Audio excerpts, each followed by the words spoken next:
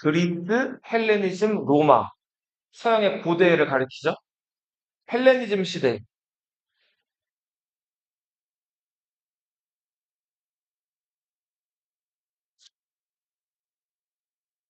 이 헬레니즘 시대는 누가 열었죠? 그죠. 알렉산드로스 대왕이 열었죠. 알렉산드로스의 동방 원정. 이때 저 페르시아 지역으로 막 그리스 문화를 전파하잖아요. 그죠? 그리고 나서 알렉산드로스 대왕이 장수해요. 금방 죽어요. 금방 죽죠. 13년 만에 죽잖아요. 후계자를 지명하지 않았기 때문에 여러 부하 장군들이 그 알렉산드로스 대왕이 차지했던 넓은 땅들을 다 나눠 가졌죠. 그러면서 치열하게 치고받고 싸우는 시기가 무려 300년 동안 이어지는데 이 혼란의 시기를 헬레니즘 시대라고. 그리스 사람들이 스스로를 헬레네스라고 불렀기 때문에 그 헬레네스의 문화를 동방에 전파했다 해가지고 뭐 이즘을 뒤에 붙여서 헬레니즘이라고 부르는데 이 시기는 안정적이고 평화로운 시대였을까요? 굉장히 혼란한 시대였을까요? 굉장히 혼란한 시대였어요. 뭐가 많으니까? 전쟁이 많으니까.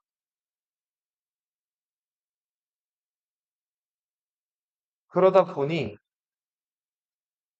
뻑하면은 전쟁 나갔다 죽을 수도 있는 거예요. 아니면은 가만히 있는데 적이 쳐들어와서 날 죽이거나. 그래서 어떻게 하면 이렇게 좀 불안하고 무서운 상황에서 벗어나서 행복해질까를 고민하는 그런 철학적인 흐름이 나타나는 시기이기도 해요. 자, 이런 거를 철학에서는 개인의 안심, 인명이라고 표현해요.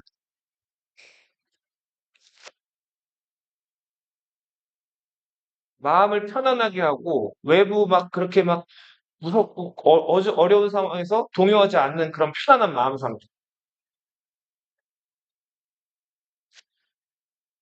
원래 그리스 하면은 서양이었고 그리고 페르시아 하면은 동양이죠. 그죠? 근데 알렉산드로스 대왕 원정으로 그 동서양 경계가 없어져 버렸죠. 서양 사람들이 와서 다 동방 사람들을 지배했는데 그렇다고 또 다 서양 사람들처럼 입고 먹고 마셔라 강요한 게 아니라 동방의 문화를 막 받아들이기도 하고 알렉산드로스 대왕이 부하들을 다 어떻게 하게 됐어요. 그 페르시아 사람들이랑 합동 결혼식을 올려주기도 했죠. 그래서 동서양 문화가 막 뒤섞이는 시기란 말이에요. 그래서 요 시대의 철학적인 또 흐름은 세계 시민주의.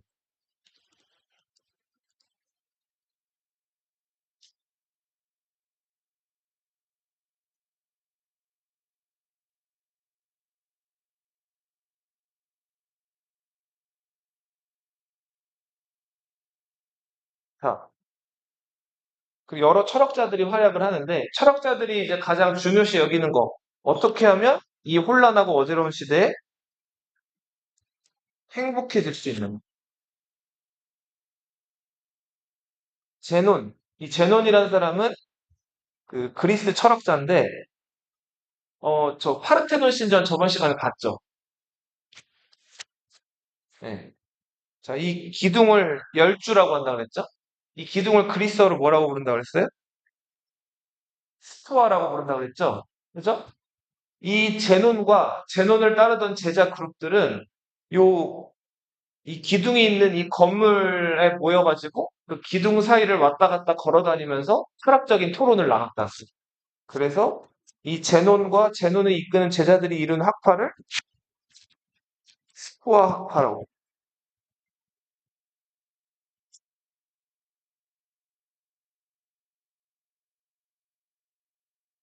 스토아 학파에서는 인간의 옳고 그름을 판단하는 능력을 뭐라고 하죠? 이성이라고 하죠. 그죠? 이성을 강조했는데 이성을 그리스 언어로 로고스라고.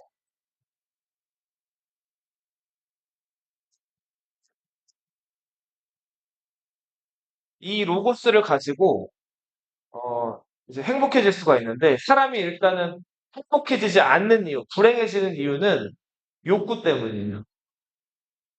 자, 맛있는 거 보면 어때요? 먹고 싶죠? 그리고 먹게 되면 많이 먹죠? 자, 그거 먹으면 그걸로 끝이에요? 배 불러서 또 괴롭고, 또 한번 비워내고 나면 또 생각나고 또 생각나고 하죠? 그죠? 여자 관계, 성욕도 어때요? 자, 아름답고 멋지고 예쁜 사람 만나고 싶죠? 그래서 만났어요. 자, 그래서 또 이제 또 질려서 또 헤어지고, 또 한 번 그런 사람 만나면 또 만나고 싶죠? 그 욕구라는 게 끝이 있어요, 없어요? 없죠. 따지고 보면은 그렇죠. 그래서 이 욕구에 대해서 철저하게 금욕할 거를 얘기했어요. 금욕이라는 건 욕구를 금한다는 뜻이죠. 이 욕구를 금하면은 더욱더 사람이 이성적으로 행동할 수가 있게 되고 거기서 행복이 찾아온다고 믿었어요. 그렇지 최소한의 먹는 거 정도는 죽지 않을 정도. 제논, 스토아과, 에피쿠로스 학파. 이 에피쿠로스가 이제 창시한 학파인데 에피쿠로스 학파에서는 이것과는 달리 쾌락을 강조했어요. 쾌락을 통해서 행복해질 수 있다. 근데 쾌락에도 두 종류가 있다고 봤는데 에피쿠로스는 정신적 쾌락과 육체적 쾌락 둘 중에서 어떤 거를 더 중시했을까요? 정신적 쾌락을 중시했어요. 맞아요. 그 밀에 어떻게 보면은 더 선배격인 기원격인 사람이라고 할 수 있죠. 이쪽 에피쿠로스가 공리주의라고 하죠. 자, 그래서 이 행복을 얘기했는데 육체적 쾌락이 아닌 무슨 쾌락? 정신적 쾌락을 추구하는 걸 통해서 행복에 이를 수 있다. 그런 에피쿠로스. 이게 이제 헬레니즘 시대의 대표적인 두 학파 흐름이라고 좀 보시면 되고, 요거는 도덕이나 윤리 시간에 더 깊이 다룬 얘기니까, 요렇게 요 학자들이 학파들과 요런 흐름이 있었다는 것 정도만 알아두세요. 자, 그리고 이 시기는 이제 인체를 적나라하게 드러낸 이런 조각상들을 많이 이제 만들었는데, 밀로스 섬의 비너스. 양팔이 이제 절단되어, 그러니까 그 훼손되어 가지고 지금 없는 상태인데, 자, 지금 여성의 어떤 가슴이라든지 그 근육이라든지 이런 것들을 다 그대로 드러냈죠. 자, 그리고 이거는 트로이의 신관이었던 라오콘. 그 트로이의 목마가 함정이라는 거를 트로이 사람들에게 알리려다가 포세이돈 저주를 받아가지고 자기 아들이랑 아주 비참하게 죽어가는 모습을 그렸는데, 자, 뭐 근육뿐만 아니라 성기 이런 게 다 노출돼 있죠. 자, 우리 이런 거를 예술에서 뭐라고 표현하냐면 관능적이다라고 표현해요. 그러니까 좀 쉽게 이해하면 야한 거. 이런 거를 관능적이다 이렇게 표현해요.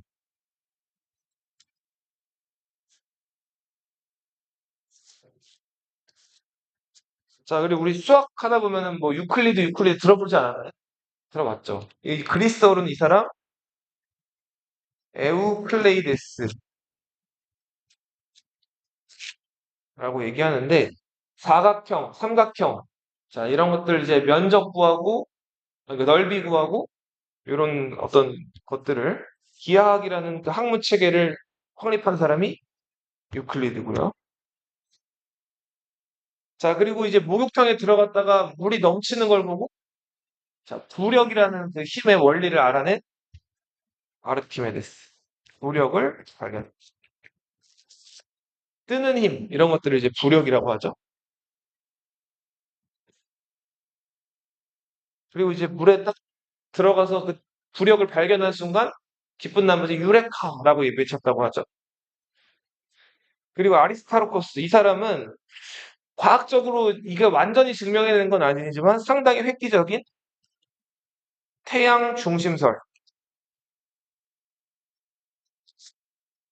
이 당시에는 인기를 끌지는 못했지만 이게 이제 1000년이나 더 지나가지고 그 코페르니쿠스에 의해서 지동설로 체계화되기 전까지 거의 이제 그 굉장히 중요한 지동설의 어떤 단초를 제공한 이론이에요. 지동설과 같지는 않아요. 네. 은하계 중심에 태양이 있다라고 얘기했던 아리스타르코스. 자, 그리고 이 간다라는 북인도에 있는 지역명이거든요. 근데 갑자기 불상 얘기가 나왔네요. 자, 불상은 누구 모습을 조각한 거예요? 부처님 모습이죠? 그죠?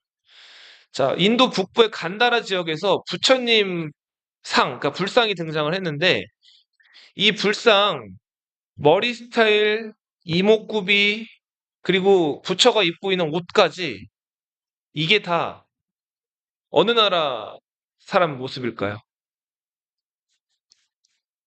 그리스 사람 모습이에요. 근데 왜 이런 일이 일어났을까요? 이 이목구비나 머리 스타일이 다 서양인들 그 헤어스타일이랑 얼굴 이목구비란 말이에요. 옷도 그리스인들이 입는 페플로스라는 옷이고. 그죠? 자, 알렉산드로스가 군대를 이끌고 북인도를 점령을 했죠. 그 이후에 그리스 사람들이 여기 와서 많이 살게 되고 일부 지역은 정복을 또 하게 된단 말이에요. 그때 많은 그리스 영향을 받게 돼요. 원래 불교에서는 부처님의 모습을 감히 조각으로 사람이 이렇게 만들지를 않았었어요. 부처는 뭐니까? 신이니까.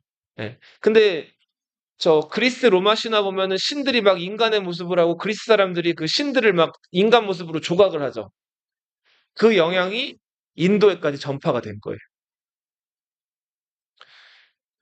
그리고 이게 더 나아가서 나중에 중국에도 전파가 되는데 중국의 윙강 지명이에요. 룽먼 이 지역에 그 자연적으로 커다란 그 암벽이 있는데 그 암벽을 이렇게 그 이렇게 깨가지고 파고 들어가서 그 안에다가 그 18m, 15m에 달하는 어마어마한 불상을 만들어 놨어요. 이게 윙강 룽먼 석굴의 불상이에요. 이 불상에 조각된 그 부처님들의 얼굴이나 모습도 상당히 이 간다라 불상의 것들과 비슷하단 말이에요. 그리고 더 나아가서 한국 7세기에 석굴암이라는 게 만들어지죠. 8세기구나. 예. 석굴암 안에 부처님이 또 한 분 있죠. 그 무슨 부처라고 하죠? 석굴암 본존불. 그 석굴암 안에 앉아 있는 그 본존불도 완전히 간다라 불상이랑 똑같지는 않지만 이 영향을 받았다고 해요. 그래서 이제 그리스 문화가 동방으로 전파된 하나의 사례라고 볼 수가 있다. 로마 문화 볼게요. 로마는 고대 문화의 완성이라고 알려져 있죠. 로마. 자, 로마 문화의 특징, 성격, 자존심 이런 거 없죠. 도움이 되는 거 있으면 어떻게 한다 그랬어요? 베끼는 거예요. 그걸 좀 이제 좀 고급스럽게 얘기를 하면 표절. 그래. 표절도 표절인데 아무튼 자기네 잘 다스리고 잘 써먹으려고 가져다 쓰는 거잖아요. 이런 사람들을 실용적이다라고 얘기하죠. 그죠? 중국 사람들 한족은 자부심이 세죠. 그래서 유목민족한테 많이 짓밟히죠. 자기네들 거만 고수하다가.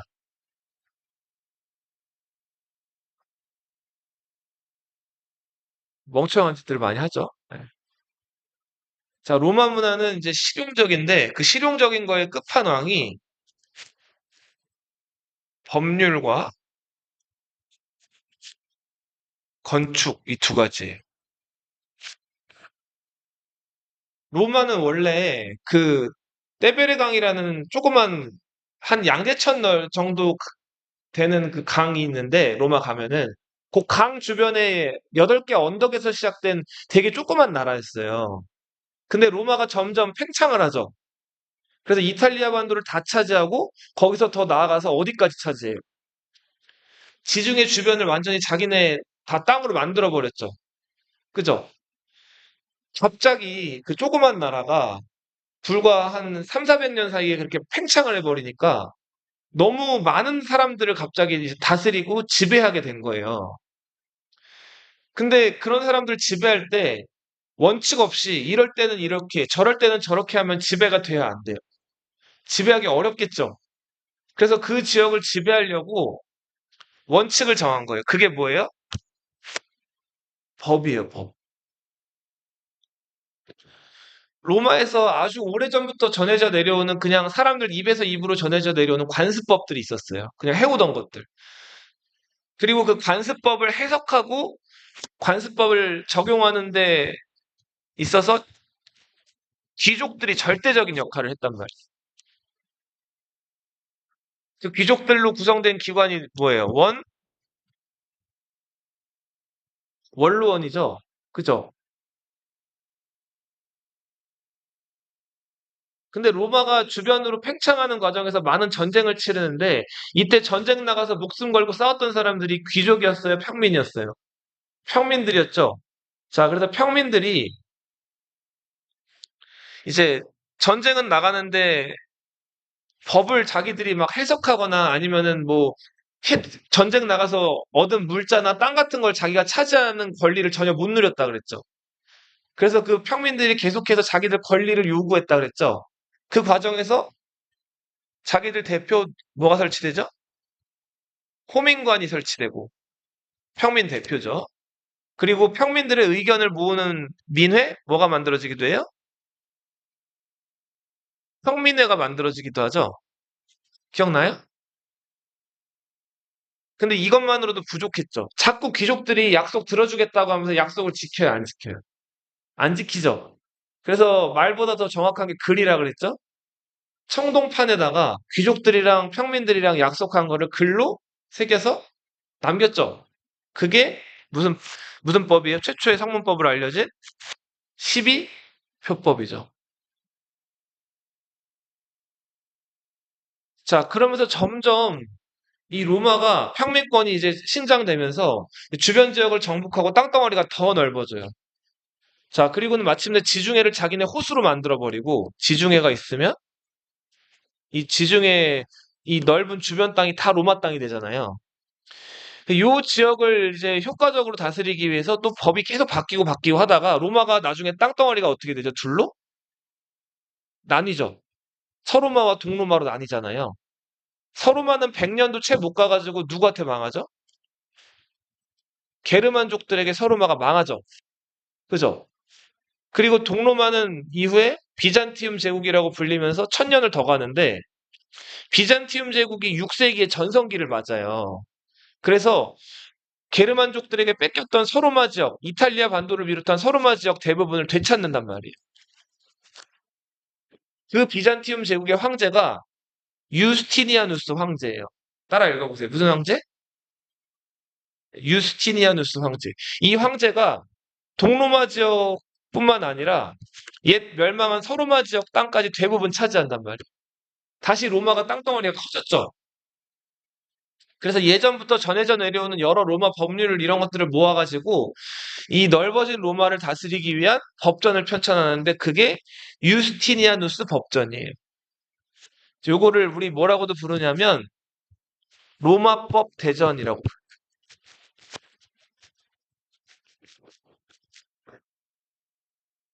자, 서양 문화의 어떻게 보면은 그 서양 고대의 완성, 고대 문화의 완성이라고 하는 로마를 보통 꼽는데 이 로마 시절부터 법으로 다스리고 법을 통해서 지배하는 것들이 서양은 익숙해진단 말이에요. 그래서 이 법 연구가 계속해서 중세 시대까지도 이어지는데 이 법을 연구하던 기관이 나중에 뭐라고 불리게 될까요? 법을 연구하는 기관. 법을 연구하려면 법을 잘 아는 사람들이 모여야겠죠. 개인적으로 그 법을 연구하는 사람들이 모여요. 그 연구하는 기관을 대학이라고 불러요. 유니버시티 들어봤죠?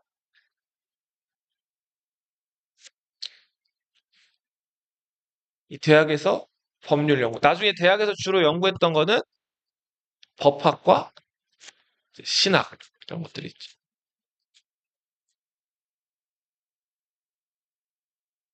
로마 사람들 실용적인 거 좋아한다 그랬죠? 자, 넓은 대제국을 건설하려면 그 각 지역에 뭐 군대든 물자든 뭐든 잘 보급이 이루어져야 되죠. 그죠? 그러려면 뭐가 잘 깔려야 돼? 도로가 잘 깔려야 되죠. 당시 호민관이었던 집정관이었던 아피우스의 이름을 따가지고 아피아 가도라는 길이 지금도 로마 곳곳에 깔려 있어요. 자, 이 로마 제국을 관통하는 도로가 무려 8만 킬로가 깔려 있다 그래요. 로마 곳곳에. 그게 지금도 남아 있어요. 얼마나 튼튼하게 지었으면. 네. 그리고 로마 사람들은 굉장히 위생적이었어요. 그래서 강물을 끌어다가 도시로 들어오게 한 다음에 여기서 이 물을 데워가지고 목욕을 했단 말이에요. 일찍부터 이 배수 시설이 발달해서 목욕탕이 보편적이었어요. 그래서 로마 다룬 영화들 보면은 그 로마인들이 이제 토가 같은 거 입는다 그랬죠. 옷 이렇게 두르는 옷들. 그런 거 이제 벗고 그 공중 목욕탕 들어가서 정치인들이든 뭐 귀족들이든 모여가지고 막 같이 목욕하고 나와서 막 이렇게 마사지도 받고 자 그런 모습들이 이제 로마 다룬 영화에서 등장을 해요. 네. 자 그리고 그 물을 계속 공급하려면 수로도 있어야 되죠. 그죠? 자, 그래서 멀리 떨어져 있는 강에서 도시로 물을 공급하는 그 수로도 또 개발을 하는데 이게 이제 그 로마의 그 유명한 수도교예요. 자, 근데 보시면 이 위로 이제 물이 다니는 거예요. 이 위로. 네. 그리고 이 물만 다니는 게 아니라 일부 그 수도교는 요 아래로는 누가 다닐까요? 요 아래로는 사람이 다닐 수 있는 그런 네, 이중적인 그 역할을 하게 물도 다니면서 사람도 다니는 그런 역할을 한 게 수도교였다. 모든 수도교가 다 사람도 다닐 수 있게 만든 건 아니지만 이렇게 사람도 다닐 수 있게 만들어 놓은 수도교도 존재했다. 그리고 이 수도교 길이가 긴 거는 몇 미터 정도 될 것 같아요? 도시에서 강까지 연결되는 이 수도교인데 10에서 15km 정도 됐다 그래. 어마어마하게 어떤 거예요? 긴 거죠. 근데 그 멀리 있는 강에서 도시까지 이제 수도교를 건설해서 물을 공급을 하는데 이제 기울기를 경사라고 하죠. 경사가 만약에 급하면 어떻게 될까요? 경사가 이렇게 급하면 다리가 그러면은 얼마 못 가서 이 여기가 강이고 도시면 도시에 도착하기도 전에 이게 벌써 땅바닥에 꽂혀버리겠죠. 그죠? 그러니까 이 강에서 도시로 향하는 이 수도교의 경사는 강이 높고 도시 쪽이 낮으면서 경사가 급해야 될까요? 완만해야 될까요? 완만해야 되겠죠? 그래서 이 경사가 경우에 따라 다르긴 하지만 0.06% 정도. 그래서 물 몇 방울 떨어뜨리면 그 물이 옆으로 안 흘러갈 정도예요. 근데 물에 흐르는 양이 많아지면 어떻게 돼요? 아무리 그래도 0.06%라고 해도 분명히 기울어져 있는 건 맞죠? 그래서 아주 먼 곳에서 서서히 흘러가게끔 만든 다리가 이 수도교예요. 이게 이탈리아만 있는 게 아니라 프랑스, 독일, 스페인, 유럽 어디든 가면 다 있어. 거기는 다 어디 지배를 받았으니까? 로마의 지배를 받았기 때문에. 네. 자, 그리고 로마 건축의 특징. 자, 이렇게 이 방구 모양으로 이렇게 돼 있죠. 이렇게. 반구 모양으로. 자, 이런 걸 뭐라고 하죠? 아치라고 하죠. 아치. 로마 건축의 가장 기본적인 특징이죠. 이걸 뭐라고 한다고요? 아치. 자, 건축물을 이렇게 만들어 놓으면 이게 하중을 이쪽에만 집중적으로 받아가지고 자, 여기가 금방 잘 부셔진단 말이에요. 그래서 이렇게 아치 모양으로 만들어 놓으면 이쪽으로만 가는 이 하중이 좀 분산이 돼가지고 이게 훨씬 더 견고하고 오래 버틸 수 있다고 해. 그래서 그 유럽 가보면은 로마 시대에 만들어진 여러 건축물이나 문화재들이 많은데 이 아치가 굉장히 이제 많이 있어요, 기본적으로. 그리고 아치에서 한 단계 업그레이드 되는 게 뭘까요? 이렇게 아치가 좀 이렇게 2차원적이라면 아치를 이렇게 3차원으로 돌려놓고 한 글자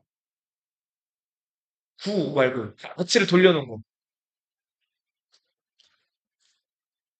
돔이라고 하죠, 돔. 들어봤어요, 돔? 이런 것들. 그리고 여기서 아치를 만들었다고 하더라도 가장 무게가 많이 실리는 곳은 어딜까요? 여기에요, 여기. 여기다가는 보통 돌을 하나 아주 탄탄한 돌을 박아 놓는데 이 돌을 키스톤이라고 불러요. 뭐라고 부른다고요? 열쇠가 되는 돌이라는 뜻이죠. 키스톤. 그리고 이 돌 위에다가 뭐 유명한 신들의 어떤 얼굴이나 이런 것들을 조각해 놓기도 하고 하죠. 자, 나중에 로마 가시면 한번 꼭 들어가 보실 만한 이 신전이죠. 이 신전이 가봤어요? 판테온 신전이죠. 들어봤나요? 여기서 판이 무슨 뜻이 판? 올이에요, 올. 모든. 테오는 신이에요, 신. 이 판테온은 그러니까 속된 말로 만신전이에요. 여기서 많은 1만 만자를 쓰긴 하는데 진짜 1만 명이라는 거예요? 그냥 셀 수 없이 많다라는 뜻이죠. 수많은 신들을 모셔놓은 만신전이 이 판테온이에요. 판테온 건축의 이제 특징. 여기 지금 여기 여러 그 조각상들이 또 많이 있죠? 여러 신들을 딱 그 경배하고 만들어 놓은 그 조각상들인데 지금 천장이 어떻게 돼 있어요? 하늘이 구멍이 뚫려 있죠? 그죠? 이게 왜 뚫려 있을까요?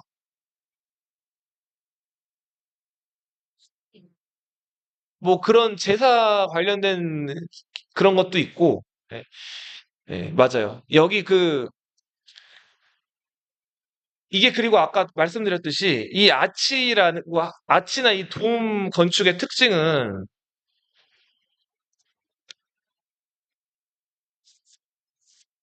아이고,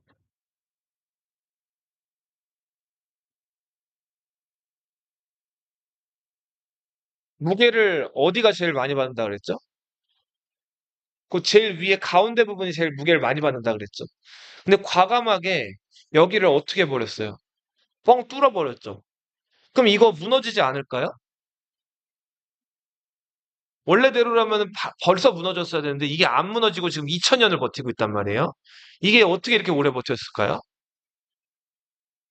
자, 이게 이렇게 돔으로도 아치면서 요렇게도 또 아치로 구성이 돼 있다 그래요. 자, 이런 아치를 뭐라고 부르냐면 이중 아치라고 불러요. 그냥 아치만 둘러놓은 게 아니라 그 안에 또 아치 형태로 이걸 만들어 놔서 굉장히 튼튼하고 견고하게 이거를 만들어 놨다. 그리고 근데 만약에 비가 오면은 어떻게 될까요? 빗물이. 빗물이 막 일로 들어오겠죠?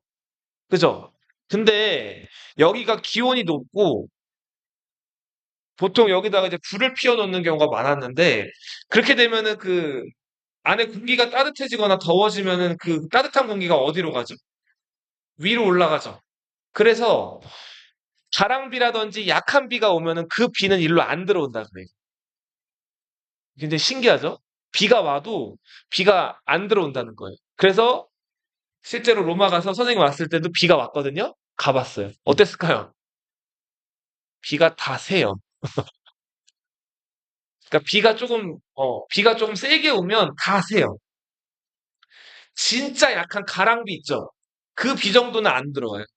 근데 센 비들은 다 어떻게 된다고요? 다 들어와요. 그럼 여기 어떻게 될까, 이 안이?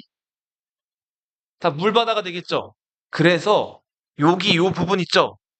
구멍이랑 통하는 요 부분에 뭐 맞아요. 배수가 있어요. 자, 파테온은 누가 만들었을까요? 악티움 해전을 승리로 이끌었던 옥타비아누스의 친구 아그리빠라는 장군이 만들었어요. 옥타비아누스의 명령을 받아서. 그리고 요 판테온을 만들 때 주로 썼던 건축 자재 놀랍게도 콘크리트를 썼습니다. 네. 그죠? 신기하죠?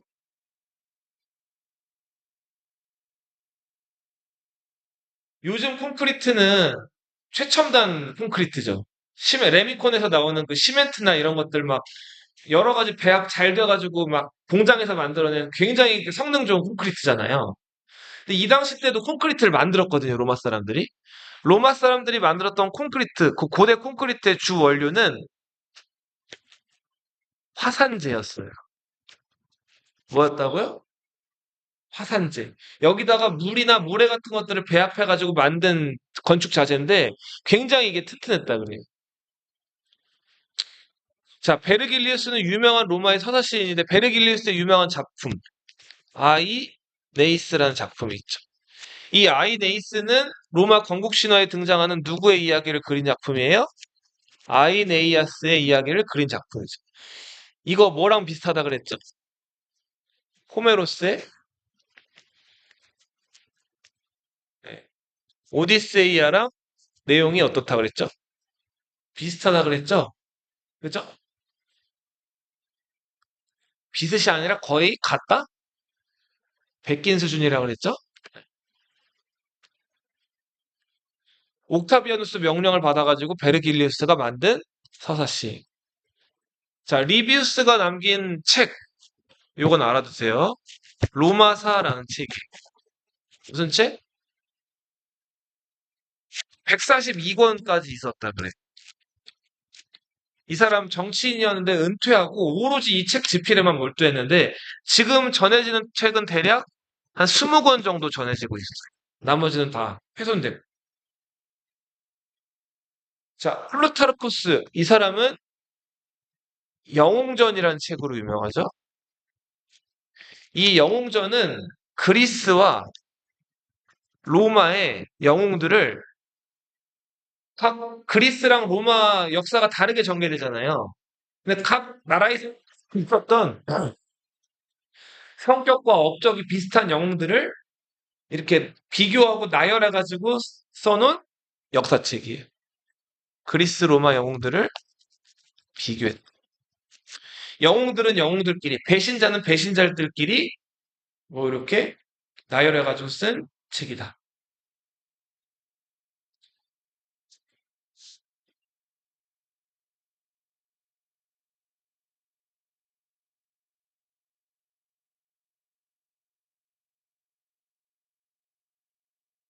한번 목차만 볼게요.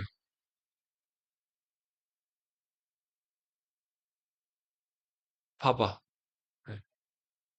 플루타르코스? 뭐예요? 봐봐. 선생님 봐봐. 뭐라고요? 영웅전. 여기 보면은 뭐, 쭉 목차를 가볼게요. 그리스의 유명한 입법자 리크루고스, 뭐 솔론 들어봤죠? 네, 이 사람 뭐 했던 사람이죠? 금권정이라고 해서 돈 있는 사람들 투표할 수 있게 만든 사람이죠. 뭐 테미스토클레스, 이 사람은 뭐 했던 사람이죠? 살라미스 대전을 승리로 이끌었던 사람이죠. 페리클레스 하면은 그리스 민주주의의 상징, 알렉산드로스. 자, 이 그리스의 이런 영웅들, 유명한 정치인들, 그것과 비견되는 로마의 영웅들을 차례로 또 쭉 기록을 해놓은 거예요. 네.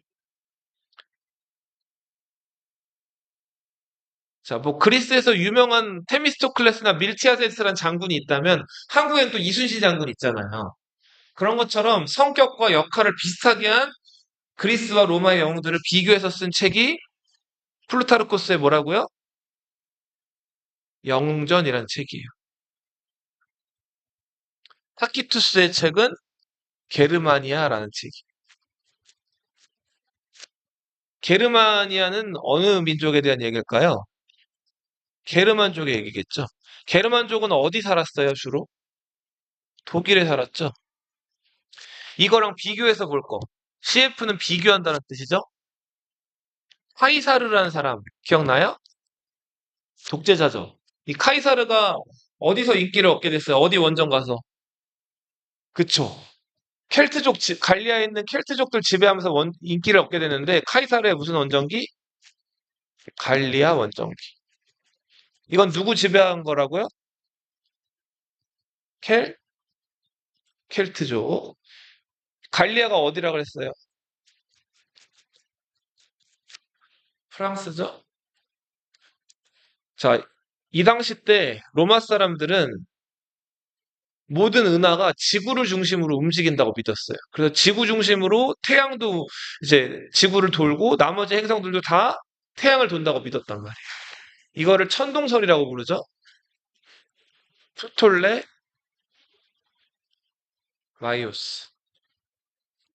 그리고 이게 무려 1500년 동안 유럽 사람들을 이해시키던 이론이었다. 근데 이거는 잘못된 거예요? 아니면 잘 된 거예요? 잘못된 이론이죠. 그리고 나중에 이거를 깬 사람이 누구예요? 코페르니쿠스죠. 코페르니쿠스가 16세기에 주장했던 이론. 태양이 지구를 돈다는 무슨 설? 지도. 자, 로마인들 그리고 그리스 시절부터 이 사람들의 아주 생산 많이 되던 식물 뭐 있죠? 포도와 올리브예요. 서양에서. 그리고 여기다 하나 더 플러스. 이 사람들 주식은 뭐예요? 그쵸? 밀이죠, 밀. 농사 잘 되는 지역 세 군데. 이집트 지역 농사 잘 됐죠? 곡창지대라 그랬죠? 기억나요? 그리고 또 섬, 카르타고랑 싸웠던데.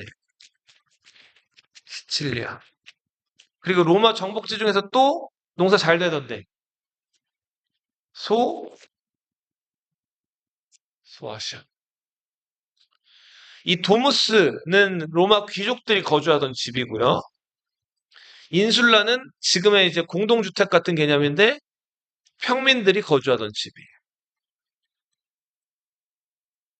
어떤 게 더 튼튼하고 어떤 게 더 좋았을까요? 당연히 도무스가 튼튼하고 좋았고 이 인슐라는 지금 보시면은 그 옛날 옛적인데 층수가 지금 어떻게 돼 있어요? 단층이 아니라 막 복층, 3층, 4층으로 돼 있죠. 근데 이거 좋은 건축자재로 지은 게 아니기 때문에 걸핏하면 어떻게 잘 됐을까요? 무너지기를 잘했단 말이에요. 사람들이 많이 깔려 죽기도 했었다. 그리고 로마 대화제 때도 가장 많이 피해를 봤던 게 이 인슐라. 페이지 324페이지로 가보세요. 인도사. 자, 우리 저 4대 문명 벌써 오래전에 배웠는데 4대 문명 제일 시작을 알리는 네 문명 중에서 인도에서 시작된 문명. 네, 인더스 문명이죠. 인더스 강 주변에서 발생을 했죠. 그러다가 이제 침략을 당하죠. 누구 침략을 받나요? 아리아인들의 침략을 받죠. 중앙아시아 살던. 이 아리아인들은 원래 중앙아시아, 뭐 카자흐스탄, 우즈베키스탄 이쪽에 살다가 얘네들이 이제 인더스 강 쪽으로 내려온단 말이에요. 근데 내려올 때 그 인더스 문명을 파괴할 정도로 얘네들이 강력한 힘을 가졌는데 어떤 무기를 가지고 있었죠? 철제 무기를 가지고 있었죠. 기독교에서 성경을 최고의 경전으로 여긴다면 인도 사람들이 최고의 경전으로 여기는 책은 뭘까요? 베다예요, 베다. 인도 사람들이 최고의 경전으로 여기는 책은 뭐라고요? 베다. 아리아인들이 원래 인더스 문명 이루고 있던 인도 사람들 지배하는 과정에서 자기들은 지배자가 되고 인더스 문명 사람들은 피지배층으로 만들었단 말이에요. 신분제가 만들어져요. 자, 이 신분제도를 무슨 제도라고 한다? 카스트 제도라고 했죠? 그죠? 카스트에서 제일 높은 신분들, 신에게 제사 지내는 역할을 담당했던 사람들 뭐라고 불러요? 브라만. 그 아래 왕과 귀족들을 뭐라고 불렀죠? 크샤, 트리아. 평민들을 바이샤. 노예들을 수드라. 또 그 아래 하나 더 있었죠. 불가촉 천민들. 달,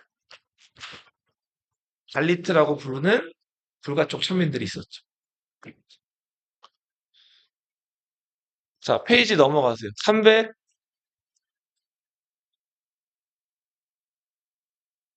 334페이지. 인도는 카스트 제도가 만들어진 이래로 지금도 현대 인도에도 카스트 제도가 법률적으로는 없어졌다고 하지만 여전히 사람들 사회에서 존재해요. 그래서 여전히 그 브라만끼리 결혼하고 수드라끼리 결혼하고 이런 것들. 그래서 다른 신분 간에 결혼하는 거 이런 게 좀 금기시되어 있는 것들이 많단 말이에요. 이 카스트 제도는 불평등하죠. 소수의 귀족들, 브라만, kshatriya만 배부르게 먹고 살 수 있는 신분 제도이기 때문에 일반 평민들, 천민들이 불만이 많았단 말이에요. 자, 한 조그만 나라의 왕자였던 시다르타. 이 시다르타가 어느 날 우연히 궁각을 나왔다가 그 굉장히 가난하고 헐벗고 굶주린 사람들을 많이 봤죠. 그래서 자기 왕자 신분을 내버리고 여러 그 가난하고 어려운 사람들을 구제하러 다니기 위해서 설법을 베풀고 그렇게 여러 사람들을 도와주다가 보리수 나무 아래서 이제 그 깨달음을 얻었죠. 그죠? 그 깨달음을 얻은 이 사람을 이제 우리는 이제 시다르타 인도어로는 그리고 석가모니라고 부르죠. 다른 이름으로 또 뭐라고 불러요? 부처라고 부르고 한자로는 한 글자로 뭐라고 하죠? 불이라고 부르죠. 불. 그래서 불교죠. 영어로 뭐라고 할까요? 부처? 부다라고 하죠.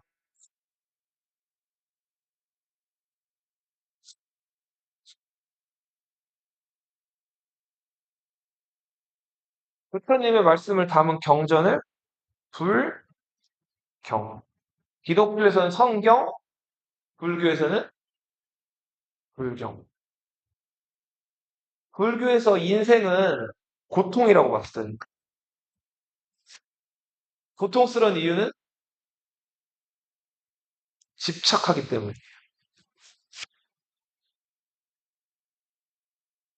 그래서 그 집착을 없애면 깨달음에 이를 수 있다고 봤거든요.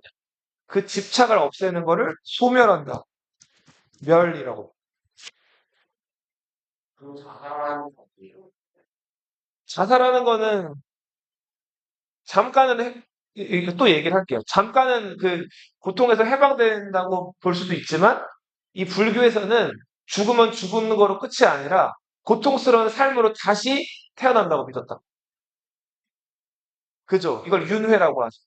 그래서 아무튼 집착을 소멸시키는 야지 깨달음에 이를 수 있는데 그 집착을 소멸시키는 방법이 8가지 방법이 있는데 그 방법을 도라고 불렀어요. 구체적으로 8정도.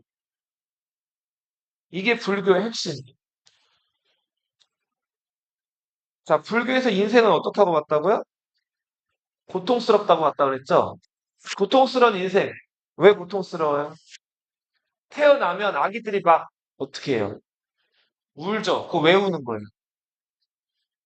엄마 뱃속 그 아주 아늑하고 따뜻한 환경에 있다가 갑자기 그 전혀 낯설고 막 전혀 모르는 공간으로 갑자기 누군가에 의해서 꺼내지게 되죠. 나오게 된 거죠.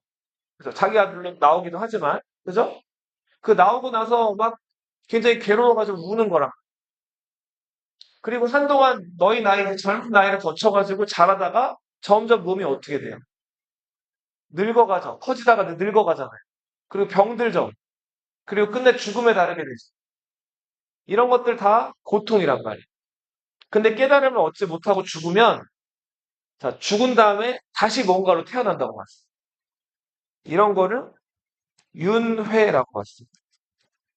윤이 돈다라는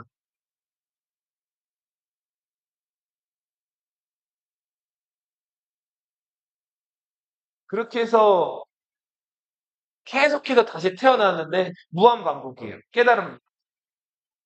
그리고 심지어는 현생에 우리 운 좋게 사람으로 태어났는데 사람으로 이렇게 느끼고 먹고 마시고 읽고 배우고 할 수 있는 사람으로 태어난 거는 전생에 어떻게 했기 때문에 사람으로 태어난 걸까요? 뭔가 착한 일을 베풀고 잘했기 때문에 사람으로 태어난 거예요. 그럼 현생에 왕이나 귀족으로 태어난 사람. 그치. 전생에 나라를 구할 정도로 아주 큰 업적을 세웠기 때문에 왕으로 태어났다. 심지어는 이제 나중에 이제 불교를 믿는 나라의 왕들이 이렇게 얘기를 해요. 전생에 나는 뭐였다? 불교의 창시자? 부처였다는 거예요. 왕은 곧 부처다. 만든 건데 의 왕의 그쵸. 왕의 통치나 정당성을 합리화하는 어떤 그런 것들로 이용되기도 하죠. 그리고 아까 말했던 그 전생에 뭔가 잘했던 것들이 쌓여가지고 내가 이 생에 이걸로 태어난 거야. 그 전생에 쌓은 것들을 가리켜서 업이라고 불렀어. 업. 전생에 어떤 이 불교 용어인데 전생에 쌓아놓은 것들. 그 업이 모이고 모여가지고 지금의 너희들로 태어난 이런 거를 이제 업설. 그리고 그 무한 반복되는 그 고통스러운 인생의 그 고리, 계속 태어나는 그 고리를 깨고 깨달음을 얻으면, 깨달음을 얻게 되면 그 깨달음을 얻은 순간을 해탈이라고 불러요.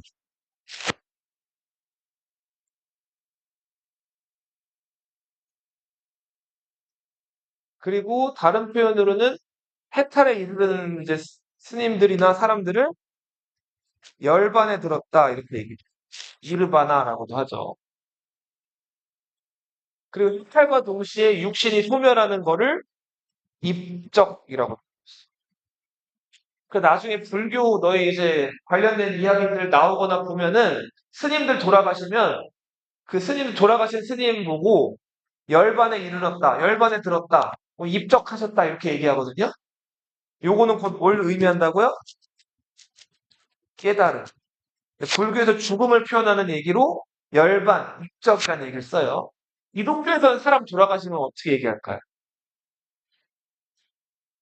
하나님 곁으로 가셨다 이렇게 얘기하나요? 그거를 두 글자로 표현하는 요즘에 잘 안 쓰는 표현이긴 한데 비슷해요. 기독교에서는 소천이라고 얘기해요. 소천. 뭐 어떤 목사님이 소천하셨습니다. 이렇게 써요. 별세하셨습니다. 이런 종교인들에게는 또 종교인들 죽음에 해당하는 얘기들을 보통 이렇게 써주거든요. 이런 얘기들을 왕님이 프랑스 영국에게 전했다고. 이게 아마 신교랑 구교랑 좀 다른 걸로 아는데 선생님은 기독교 나면 소천으로 알고 있거든요. 천주교는 또 확인을 좀 해봐야겠네요. 좀 다를 수도 있어요. 다른 걸로 제가 듣긴 들었는데. 자, 그리고 불교에서는 사람 죽으면 장례식을 어떻게 치를까요? 제일 좋은 게 있는 거 아니에요? 불교에서 사람 죽으면 어떻게 할까요? 요즘 많이 하는데 사람 돌아가시면 그죠. 불교에서는 사람이 죽으면 화장을 해요. 화장. 그 화장을 하는 거를 가리켜서 다비라고 불러요. 다비. 뭐라고 부른다고요? 다비. 그래서 어떤 유명한 스님이 돌아가셨을 때 그 스님 시신을 이제 태우는 그 장례 의식을 다비식이라고 해요. 나중에 이제 불교 관련된 행사나 그런 것들 보면 다비한다 이러면 누구 돌아가신 분들 태우는 일을 하는 거예요. 오늘 여기까지 할게요. 다음 시간에 인도사 좀 더 할 거예요.